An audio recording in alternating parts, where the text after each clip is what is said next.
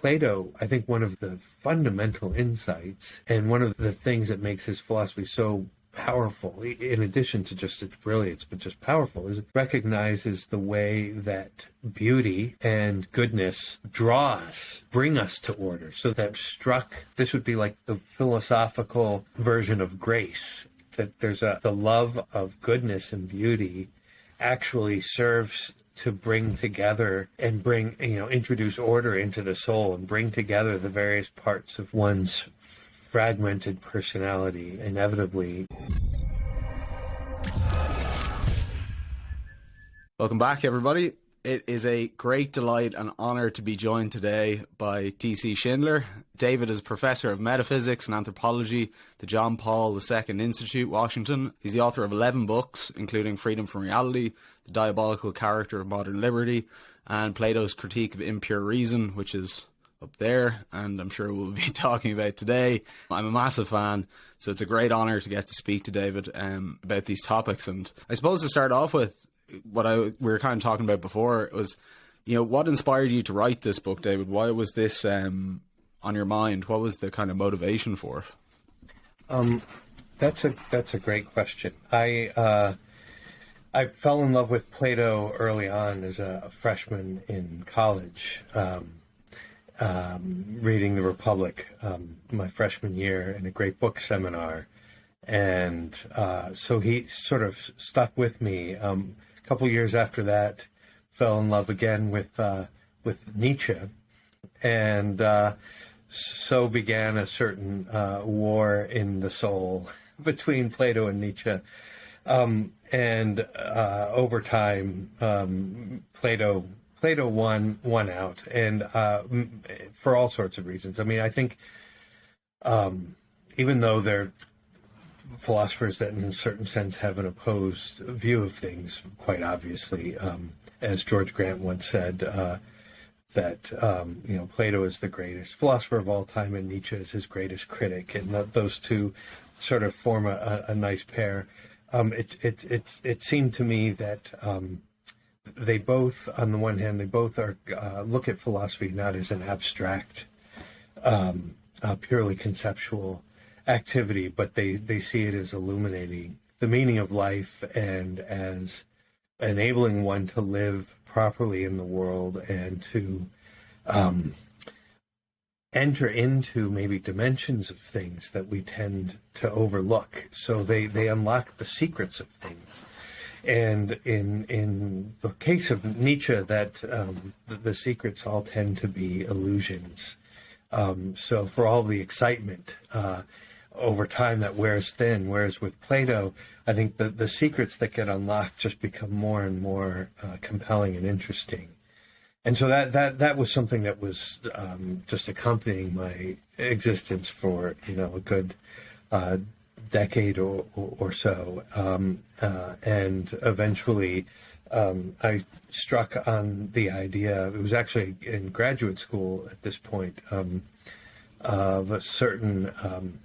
I came back to the Republic, very long after my initial acquaintance, and saw that it was responding to a lot of crises that were becoming increasingly apparent to me.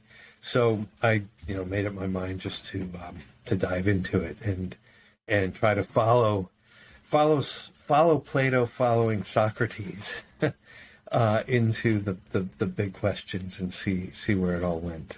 That was sort of a long answer to your question.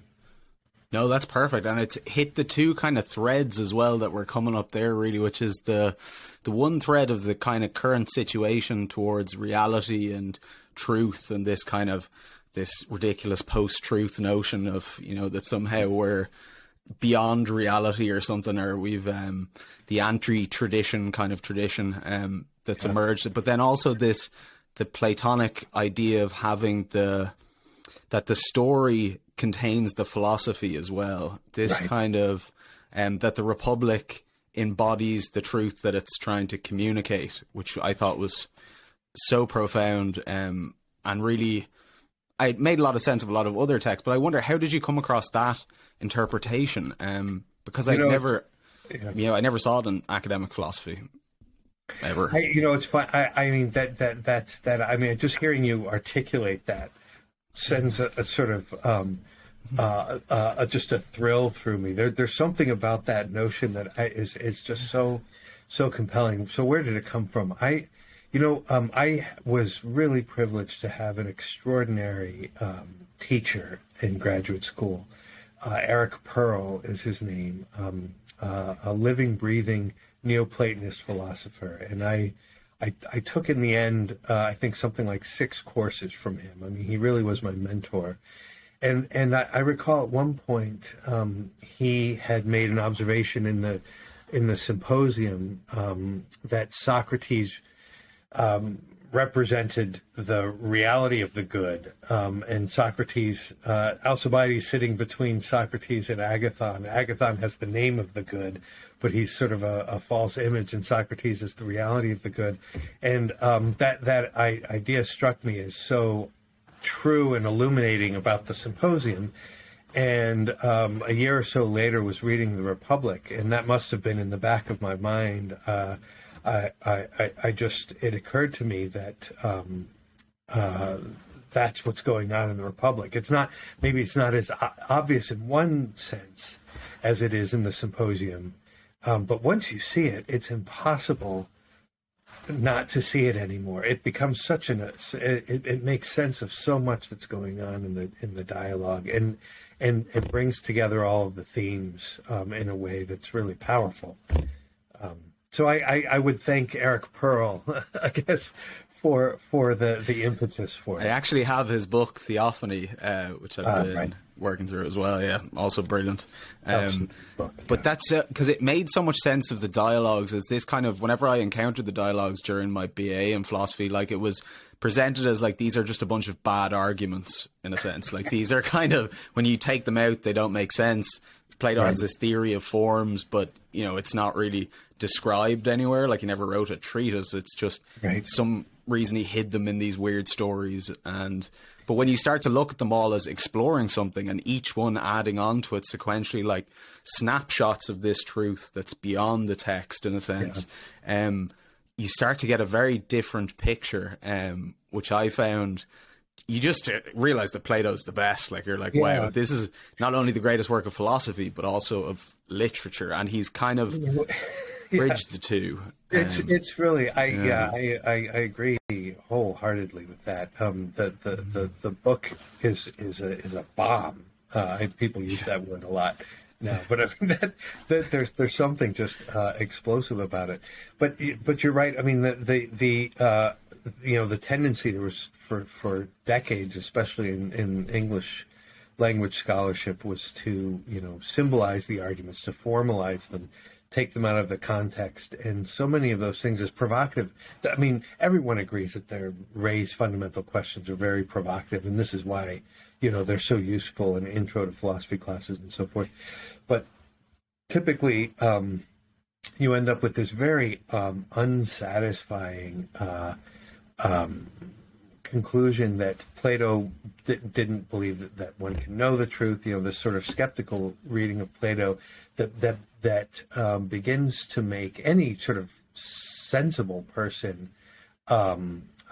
just bored and tired of this kind of spinning of wheels for no purpose. It's very different. If you mentioned a moment ago the philosophy embedded in the story. If you begin to think of drama, the Greeks invented drama as much as they did philosophy. Think of drama as an enacting of drama itself. The action is an argument, as one philosopher put it. The action itself it kind of unfolds something that you that exceeds conceptual formulations, but not in a way that makes conceptual formulations irrelevant. This is something maybe we can talk about a little bit, but it's so common to, if one ever gets a sense of non-conceptual truth, that's always then opposed to concepts that almost always ends up in this kind of irrationalism that's juxtaposed to a rationalism, and it's I never quite understand why people can't say, not that truth is non-conceptual, but that it's not only conceptual. That it's a both and. One needs to say and to show, and I think that's what happens in the Platonic dialogues. Just a few days ago, it occurred to me that the "what is" question that Plato always asks, that's a summons. I think that's the way to look at it.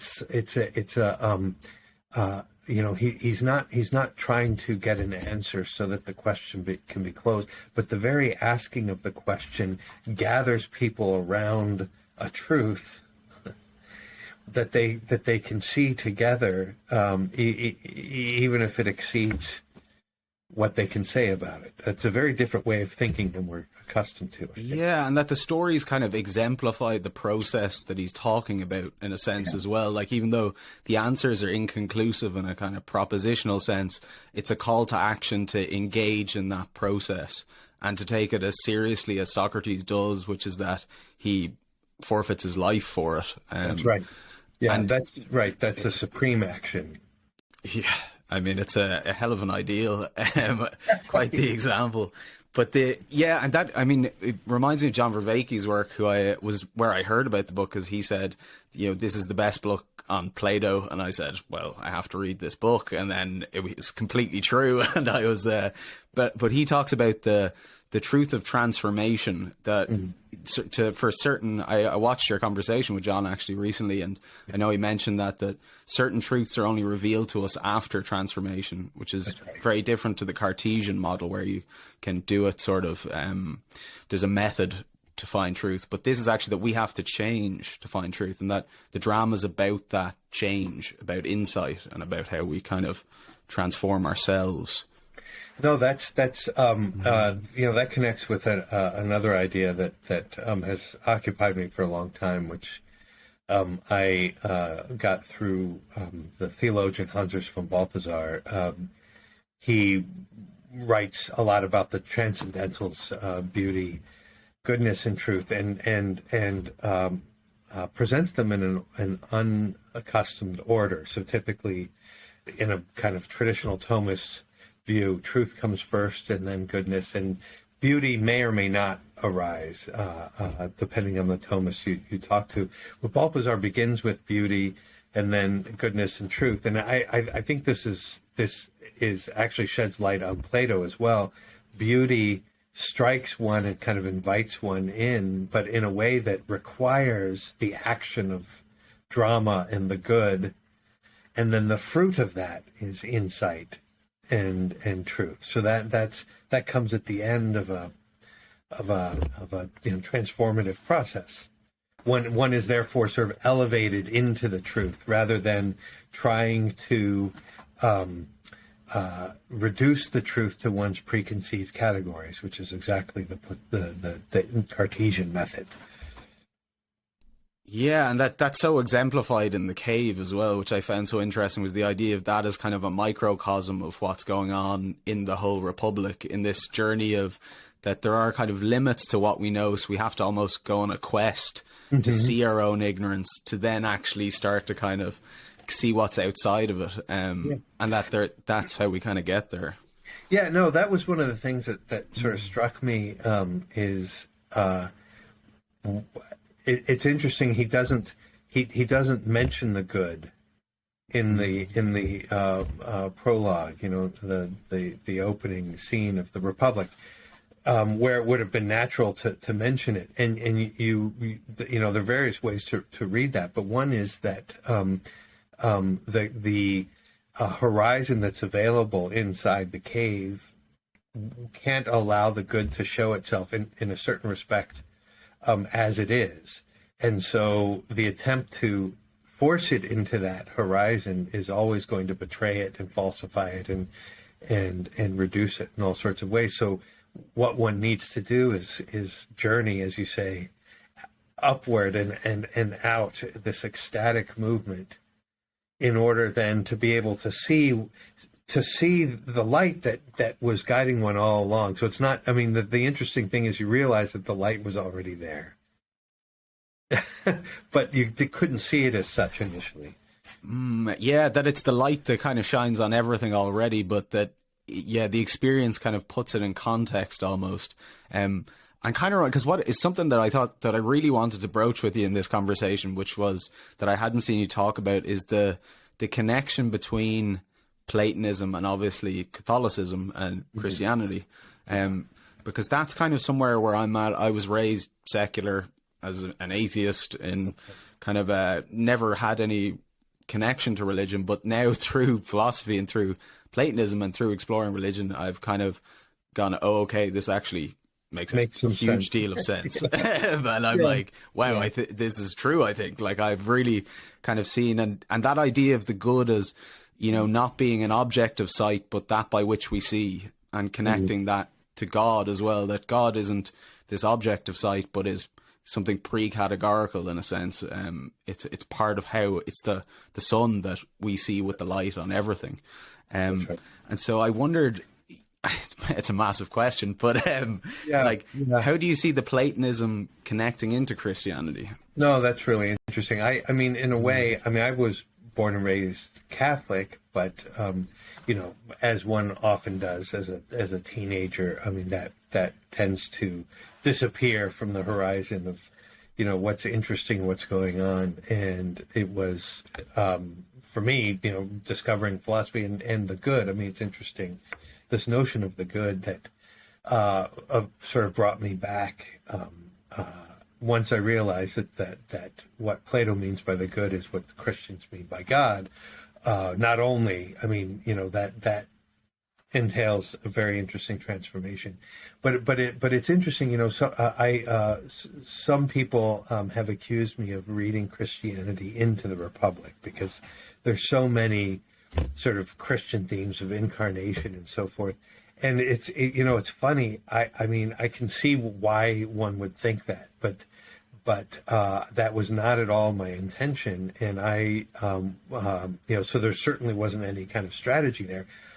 And I just see this as the most coherent interpretation of the Republic on its own terms that I can give.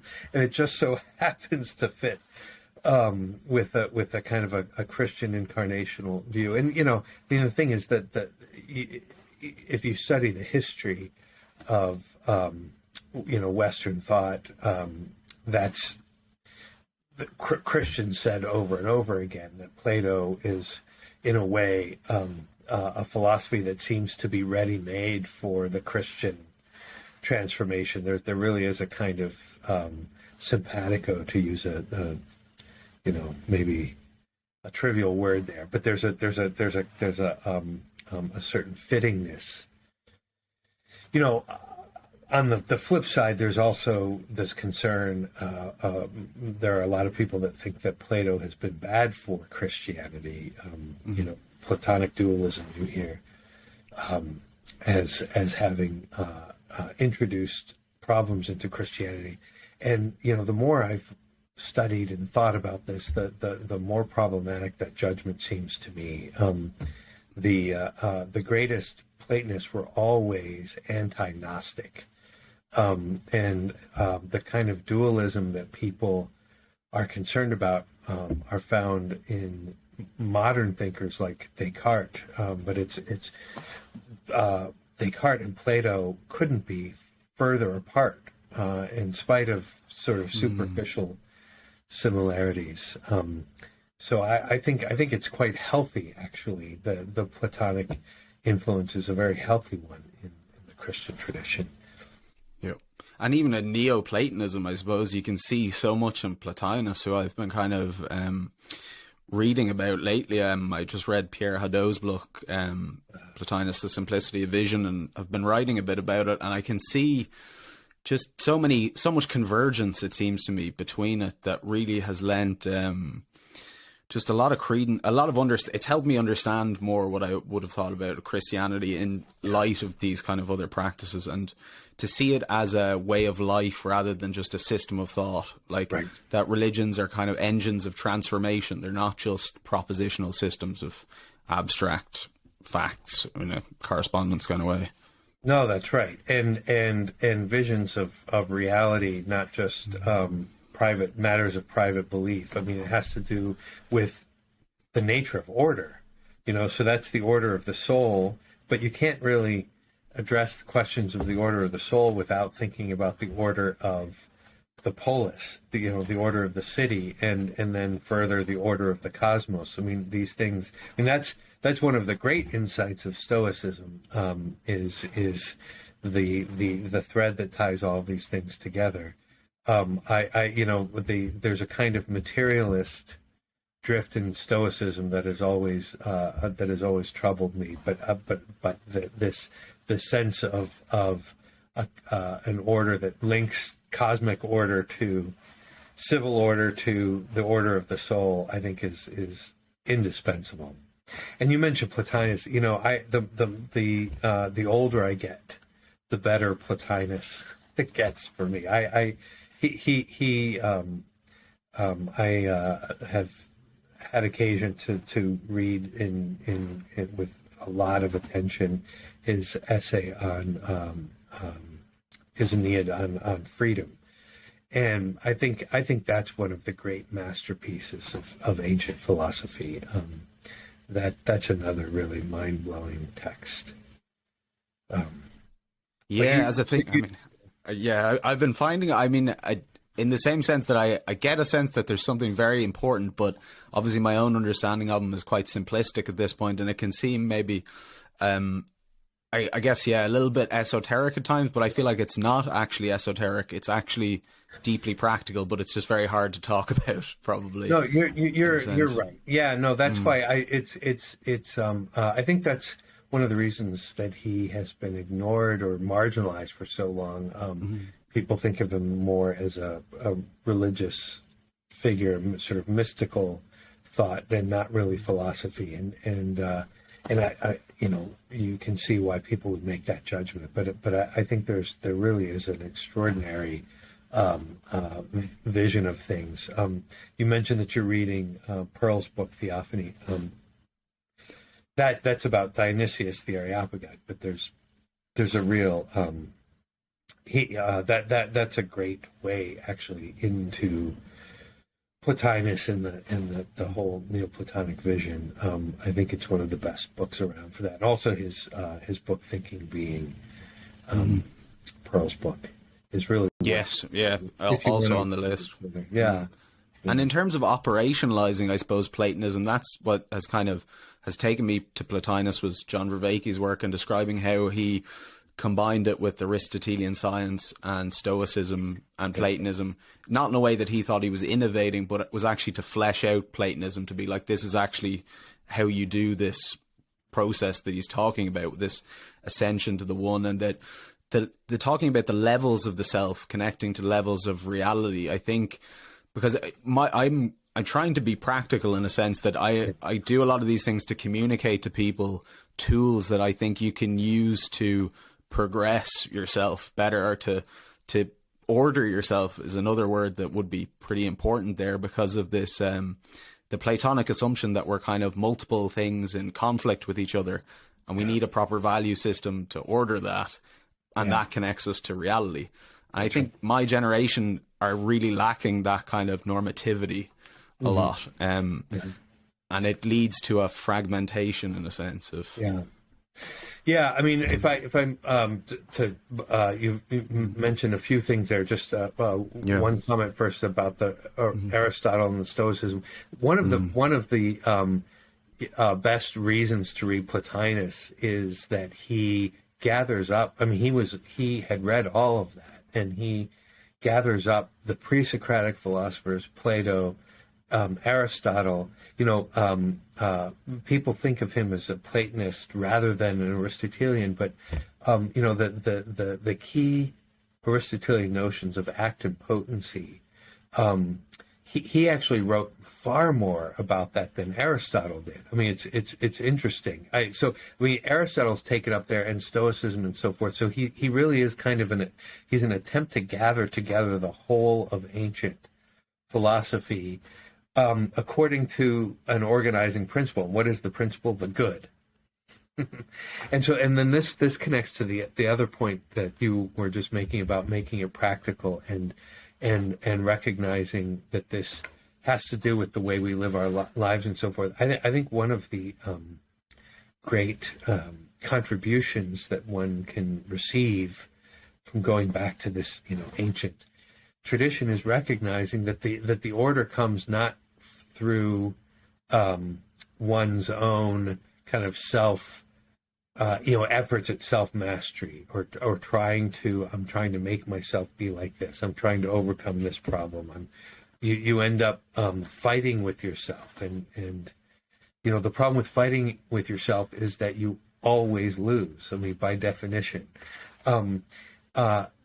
Whereas what Plato, I think one of the fundamental insights and one of the things that makes his philosophy so powerful, in addition to just its brilliance, but just powerful, is it recognizes the way that beauty and goodness draw us, bring us to order, so that we're struck. And, this would be, if you mentioned this would be like the philosophical version of grace. That there's the love of goodness and beauty actually serves to bring together and introduce order into the soul and bring together the various parts of one's fragmented personality, inevitably, fractured personality, bring them to order. So it's, I think that's can be a very healing thing to recognize. And there's also, I mean, so that you'd say it's not so much kind of an encratic type of thing. It's more Sophrosin. It's more the desire, the love of the good that is what has the organization. I think the interesting thing about Plato as well, that he kind of uses the metaphor in the Republic of that organization of the self is the organization of the city, in a sense. There's that's that right. kind of fractal layering. That's right. Yeah, no, and that's why, I mean, it's one of the things that I think is beneficial here too is recognizing, I mean, when one sort of discovers the beauty of these sorts of things, one can there's a temptation to turn it into kind of a reductive sort of self-help. I'm going to work on myself and transform myself, and of course that's a crucial part of things, and there's something essential and beautiful about that. But what I think Plato had such a profound sense of, and I've come to realize that there's far more built into what he means by justice than I have realized. I mean, this is something that is just very, very recently becoming clear to me. That these are not personal problems. These are problems with the culture, the order of society, you might say, the meaning of politics. Not in the conventional sense of politics, but in the deep sense of the nature of community and so forth. That these are we can't solve them as these problems individually. They're things that we have to do together, and think structurally as well as personally, if that makes sense. Yeah, and it's kind of reminding me, I was reading today one of your essays that was about religious liberty and the Christian tradition, and that a lot of these ideas from the foundation of Western thought, probably Platonic ideas and early Christian ideas, are kind of built into the foundation of the law that we exist in now. I was having this argument with somebody recently about kind of the notion that in the DSM they define all the kind of psychopathologies in the world, but they don't tell you what optimal human functioning is. Wow, Because yeah. you don't want to define, the positive side of it, but we can define the negative. But I said the law defines a positive side, because in the law you can't say, I want to do whatever, I want to go out and steal things, or I want to do this. Like, the law is kind of unequivocal about how we should be and who we should be, and to a certain extent what the reality should be. So do you think there's understanding these ideas can help us kind of understand the world we live in, the culture and the legal, and why it's like, do you think part of the chaos at the moment is because people have forgotten that, like, that it's just not apparent? I mean, I think that couldn't be clearer. And the problem is what we think of what law is. For Plato, the law is in a way an articulation of love of the good. That sort of spelled out what it means. And when you recognize that, you actually see how it's possible to love law. It's interesting, that of course was crucial to the Hebraic tradition, the love of the law. And from a modern liberal perspective, it's hard to know what that could possibly mean, to love the law, because we think of the law as a purely pragmatic thing that's meant to enforce order, and it's increasingly we think of it as simply we put it in the terms of Thrasymachus from the beginning of the Republic. That basically the law is whatever the people in power have decided is beneficial, and ultimately beneficial to them, and so there's nothing there to love. So the law becomes nothing but a kind of imposed restraint on our activity. But if you think of the law as actually an articulation of what it means to love the good, then the goodness and beauty are actually built into the law, and so law then operates something like, as I was saying earlier, like grace, in the sense that it presents an ideal that inspires and draws and enables. So the law itself then gives the capacity to fulfill it. There's something generous that's built into law. I just think this is so different from the way we tend to think these days. But if we were to really take that seriously, it would imply quite a bit of change. It's completely antithetical, I would say, to how people are thinking about it at the moment, which is so interesting even hearing you say it, because that has made more sense to me as I've kind of gotten older. But I can see a lot of people that's kind of, there's an alienation that's happening because of that, I think, from our cultural roots. And I mean, I'm Irish, and Ireland is a Catholic country. It's a huge part of our laws, when we changed from Brehon ancient Celtic laws to the more modern ones, was St. Patrick. I mean, he was the editor-in-chief of the laws that the transition to like a modern state. So it's hard to not deal with these philosophical, theological ideas when you're talking about that. And I think the modern individual is very disconnected from that tradition, from those roots. No, that's right. No, it would be interesting to reflect on why St. Patrick did this. Here's someone who's concerned about Christianity, but that is expressed in a kind of spontaneous, natural way in this idea that you want to institutionalize in the pot. So, I mean, the word institutionalize for us is a purely negative thing, but if you think of institutionalize as just making concrete and real what is true, that impetus to establish order there is an expression of Christian faith, and that again, that just puts it in a very different context.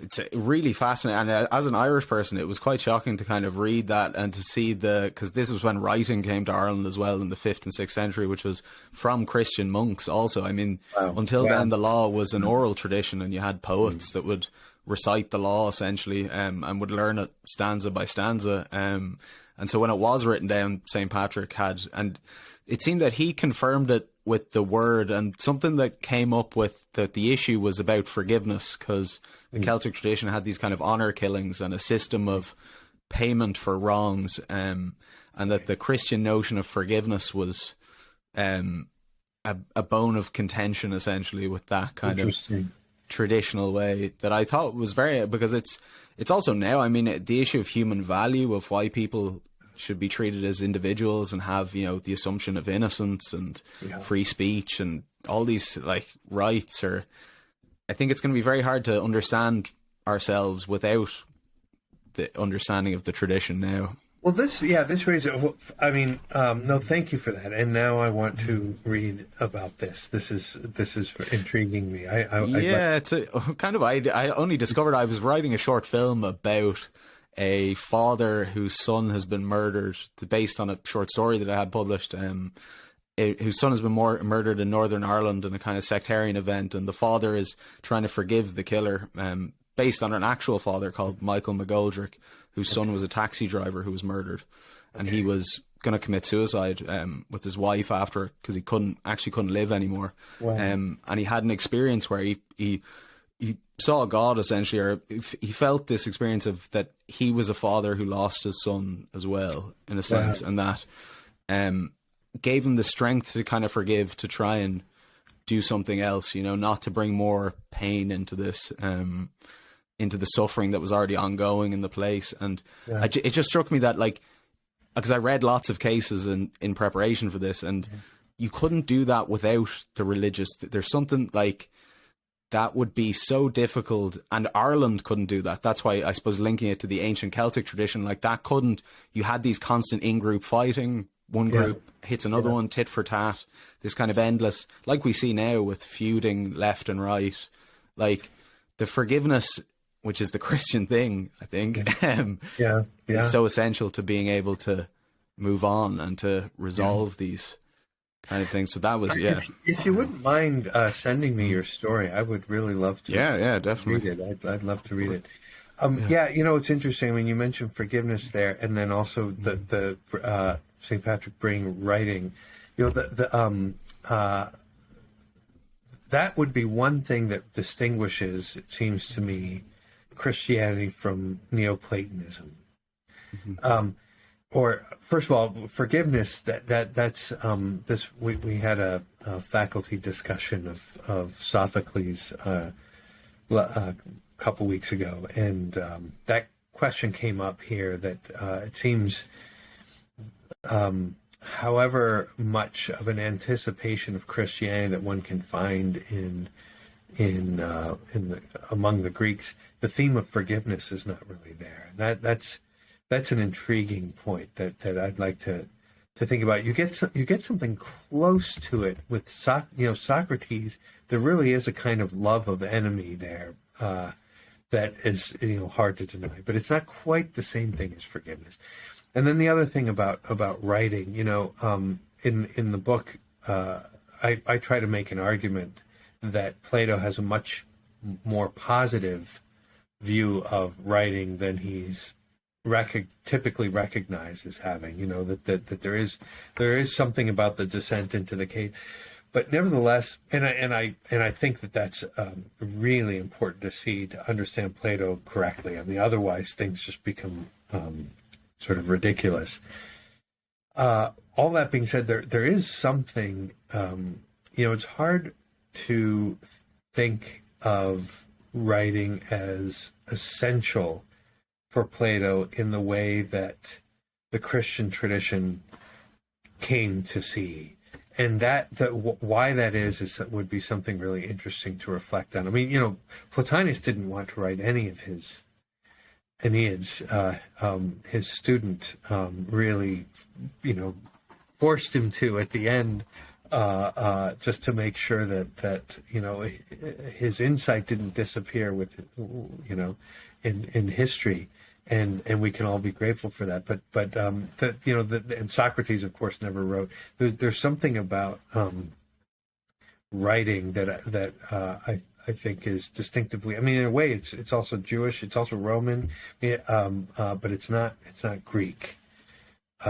Yeah, I don't. Do you have any thoughts on that yourself? Yeah, and I mean the type of writing is interesting as well, Yeah. because they're the dialogues, and also thinking about the Bible. I mean that there's stories a lot of the time, and Yeah. there's a lot contained even within the story that's the language of stories I found, because that's what I studied, I suppose, when I did my master's, and I've written a huge amount of stories and plays, and I've kind of that there's a way of thinking in story writing that can kind of bootstrap you to insights that you don't have necessarily. You can try and point at things that you couldn't say just in a monological kind of sense, to hint at stuff.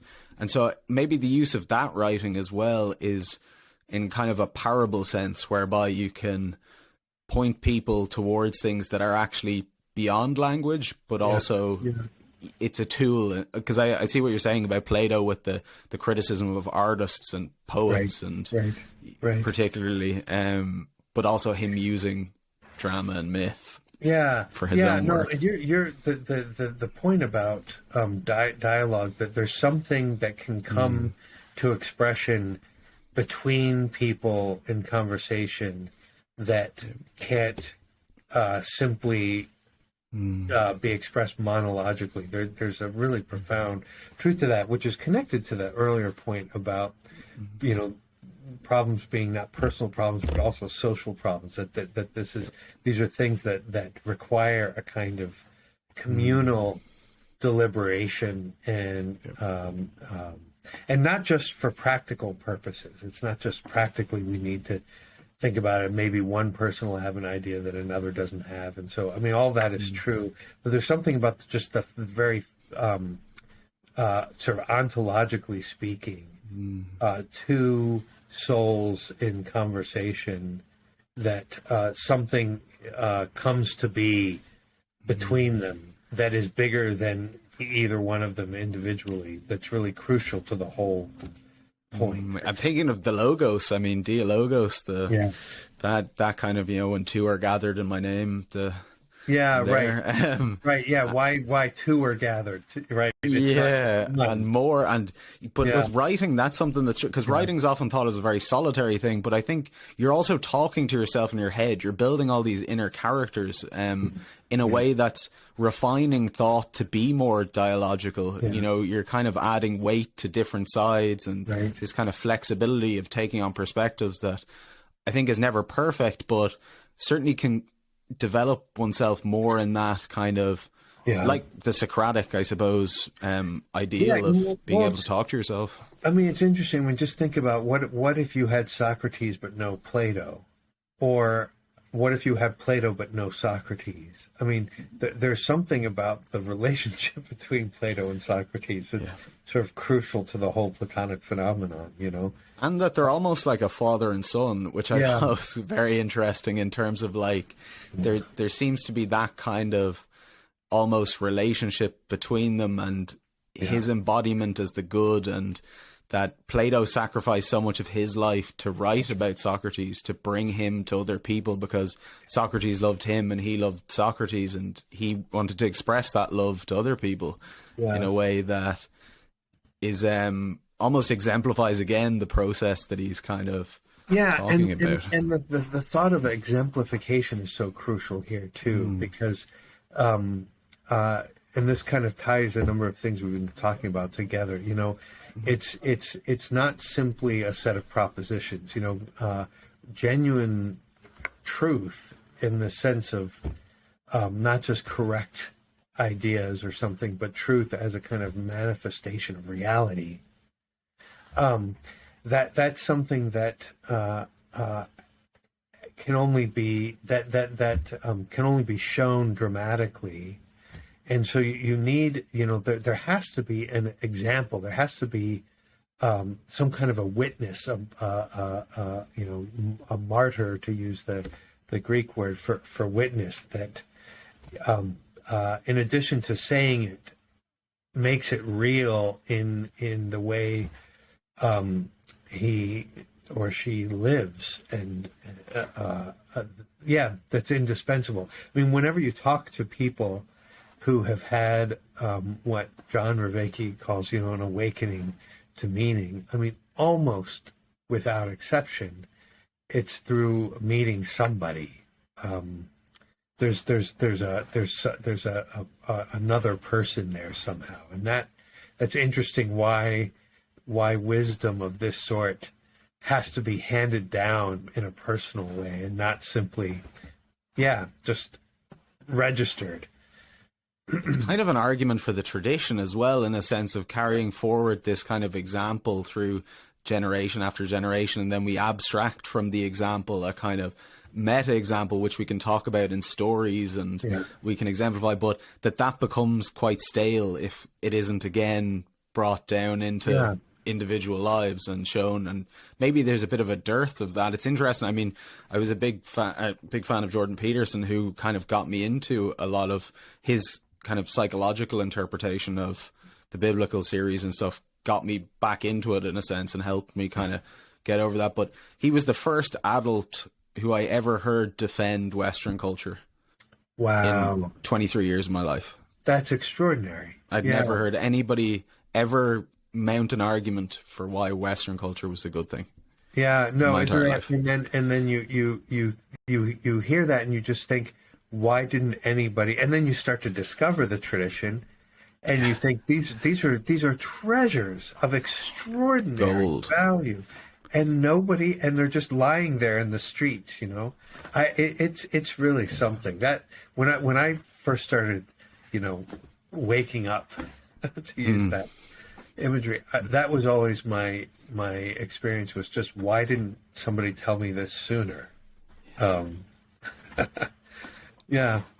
that seems to be, it might always be the case that one has that experience, that there's a moment where one discovers and it's through another, but you're right. I think in the times in which we live, that is a rarer experience, although I'm just now learning. I mentioned to you, I'm a very kind of low-tech sort of person, but I'm discovering that there's this universe that's opening up on YouTube now, with people like John Vervaeke and Jordan Peterson and Bishop Barron and Jonathan Peugeot and various people that I had known very little about,